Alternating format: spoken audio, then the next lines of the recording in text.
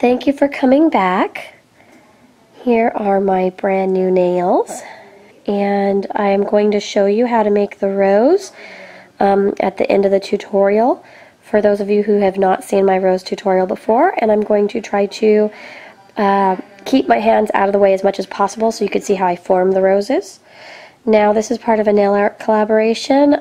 It's Alice in Wonderland theme, the Queen of Hearts, and the nail collaboration is done with Leneha Junsu, and she has a channel, and I will be putting her channel in my description box and adding a photo of her toenails as well. She did her toes. So here we have some white roses with little red splatters. I figured since our queen is pretty bloody, they could be blood, but they are actually red paint from the soldiers that were getting in trouble from planting white roses instead of red. And then we have some checkerboards, which are pretty Alice in Wonderland. Then we have crystal hearts. And we have a little spades, and a spade is usually her little soldiers. Here is an executioner axe. That's done out of polymer clay as well, and I have a tutorial of that up already. I will go ahead and I will add the link of the executioner axe in my description. Another crystal heart, two little cards. The one on the left is the Queen of Diamonds, and of course we have to have a crown since she is queen. I said Queen of Diamonds, it's Queen of Hearts. So we have a crown for Queen of Hearts theme, and we have our white roses, and then the nail art collaboration. I'm hoping I'm saying her name right, but Leneha, she has a nail channel, and she did her toenails to go with the Queen of Hearts theme. And we didn't share in advance, so we both kind of did our own takes on the Queen of Hearts. So it's pretty fun, and I hope you guys check her out. So here's one hand, and here's the other hand. They were done at Blossom Beauty Lounge in Redondo Beach, and Tintin is my nail artist, and Cami, the owner, has been in nail magazines and is known for her nail design. So let's focus on a little white rose here. This is conditioned Premo polymer clay. It's in white. I rolled out a flat sheet, and you just want it to be pretty thin. You could take a straw, or in this case, I got a Kemper round pattern cutter from clayfactory.net, and it's the smallest cutter that they have in the round shape. I use it for roses for my cakes too. Now usually I shape them by pressing down on the bottom half across both sides. So I don't press the top that's showing, I just press across both sides.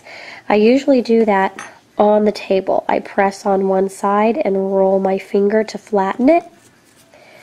But I want you to see the shape, and it is harder to do it with fingernails.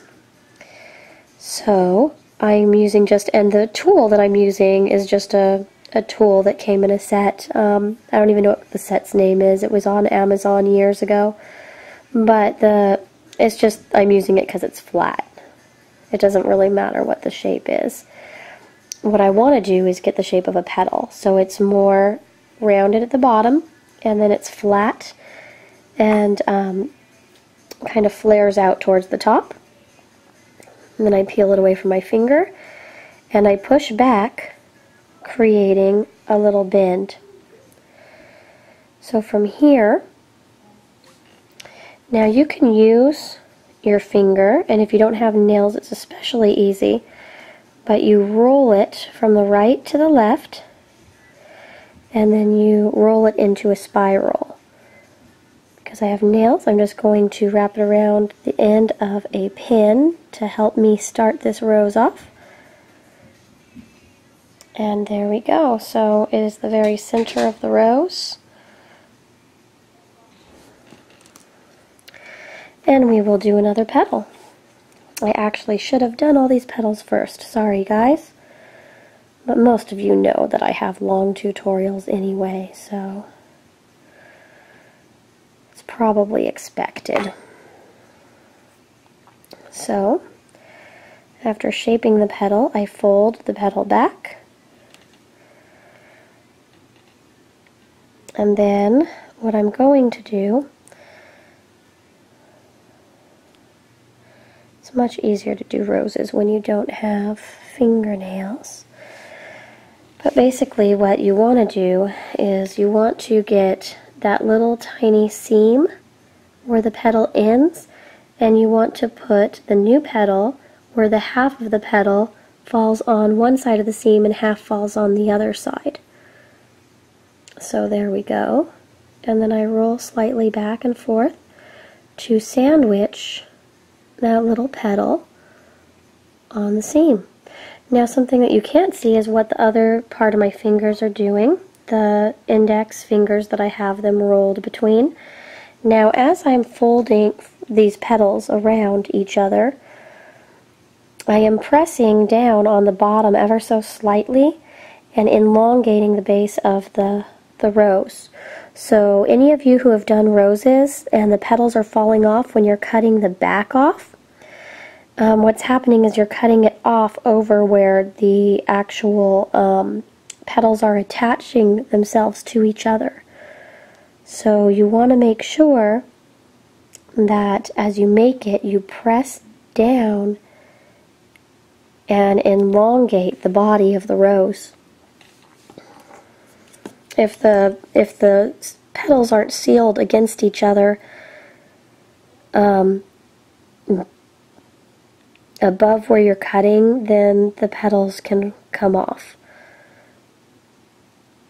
So here we go.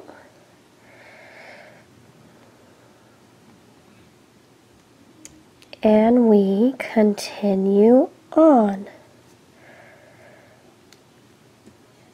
You choose one side of the petals to wrap around. I choose the right, and you continue.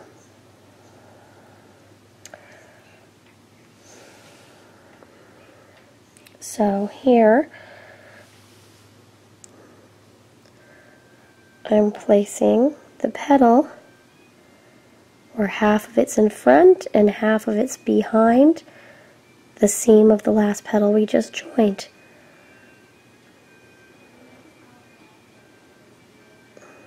And then I make sure that those are flat out. And I'm not sure if you can tell, but I am pressing down on the back side of the rose, and I continue to elongate the body of the rose.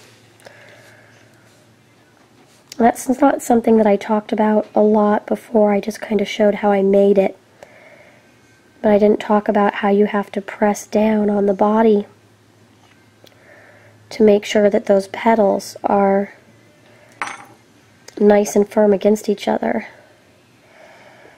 So, make sure I push down to form the curve of the petal. If you're doing this on paper and you peel it off, it already has a nice beautiful bend and you don't have to do that. So here we go. I place it around the last petal. Oh.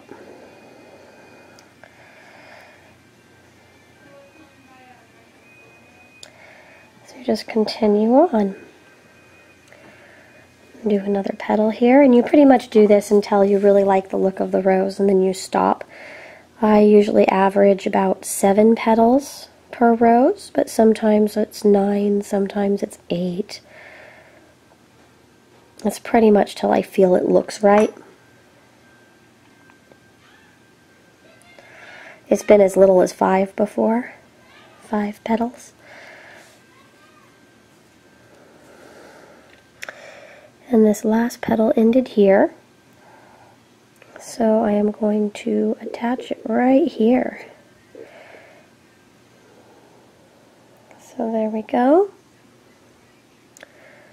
And then I'd say this one just needs one more petal on this side.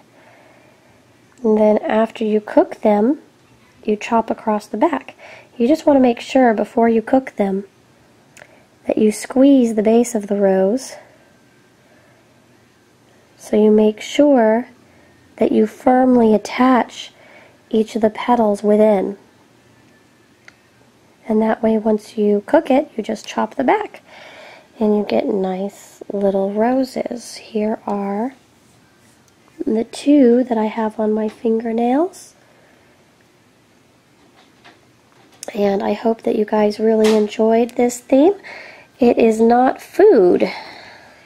And like I said, the executioner axe is going to be in a different tutorial. I've already filmed that.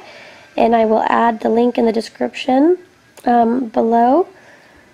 Our nail collaboration artist that is in the description box. Thanks so much, guys.